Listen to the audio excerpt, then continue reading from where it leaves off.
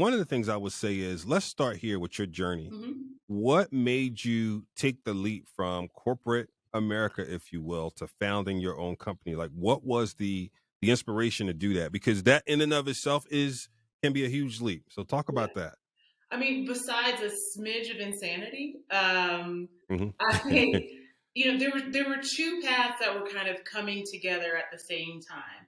On the one hand, there's the founder story that everybody likes to hear and wants to hear, and I Mm, typically pitch with, right? Where I was on a trip and ran out of product and was really kind of caught off guard and really realized that this issue that I have when I travel consistently of this like beauty double standard sort of following me everywhere around the world where I mm, can't find products that work for me, even at the nicest hotels, that can't just be my issue. It has to be something that we're experiencing more broadly and somebody should be addressing it. So that's the one piece. That's mm, sort of the what of the business, but the entrepreneurship aspect itself was sort of a mixture of frustration in corporate America, which I think is something that mm, particularly women of color experience quite a bit, and we tend to be, we tend to create jobs for ourselves when the table isn't really that inviting. We mm, create our own table, kind of thing. And so there was that aspect, as well as I think the catalyst for me particularly kind of matching up this I'm really frustrated with the way I'm being treated within this space, and I'm really frustrated with what's going on in the marketplace. Somewhere in the middle I had to meet myself and go, why not you? Why don't you fix mm. both of these things for yourself and for others by creating something new? That's nice. That's nice. So let me ask you a question because that identification of a need, I mean, could hit us all the Yeah. time. Being receptive to it though, and saying I want to do something about it can be a whole another thing in and of itself. So were you already thinking about I need to exit corporate America and really was, really open to ideas, businesses, so on and so forth? Or was it finding this thing made you look at corporate differently? It was actually it wasn't either one of those. So Okay. in the sense that I was at Oracle at the time, and I live in not the most diverse state on the in the union. I live in Colorado, and I really love it. I think it's beautiful. I think people of color should be able to enjoy mountains and fresh air and live as bougie as they want to. And Right. so I have a little like personal, like we're gonna brown it up. But besides that, the environment that I was in was very tech bro culture, which most people go, Mm, ooh, I don't really want to deal with that.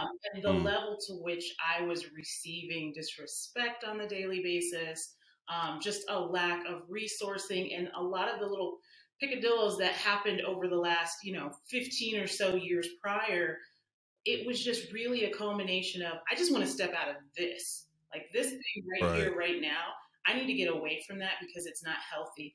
And you are frustrated when you're like, don't even pay me. It's cool. Just keep that. You and Mm, keep that. And so that decision was mm, completely separate from Black Travel Box, because I'd been working on Black Travel Box for maybe 6 or 8 months prior to that as a passion project. It was just something that I got to have my hands in.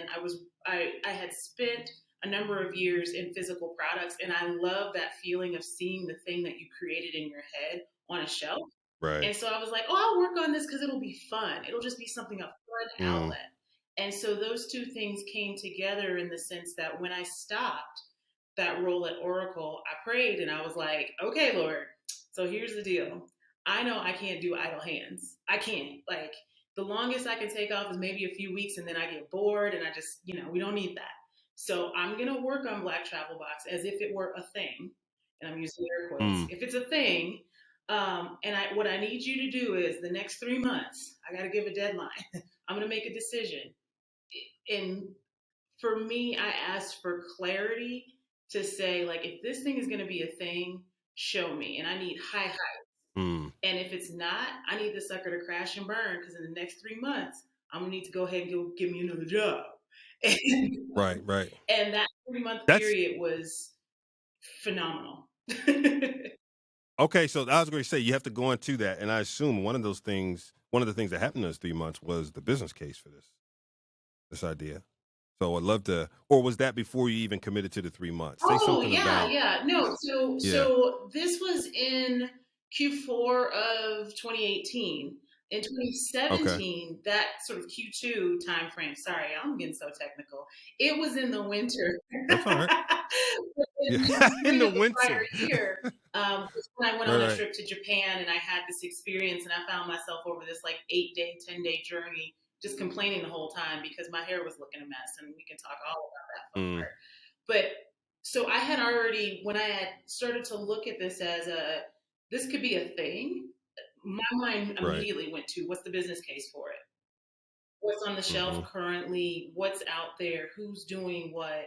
And what could this actually potentially look like? So I love to Benjamin Button my way through stuff. About 6 months after I had that trip, I told myself, country self, this to get off the pot. Come on now.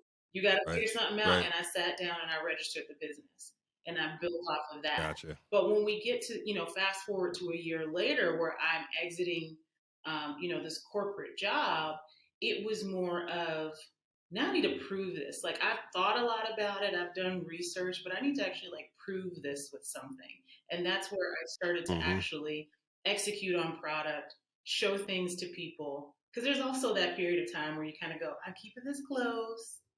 I don't want nobody to know Right. what I'm thinking about. I don't want anybody to steal my idea. That's the first thing. And then you're like, ooh, maybe it's not good enough to show people. So I went through that process. And by the time I was exiting that corporate role, it was more of, all right, like let's go put this into the world and talk about it openly and see if there's something there. Right.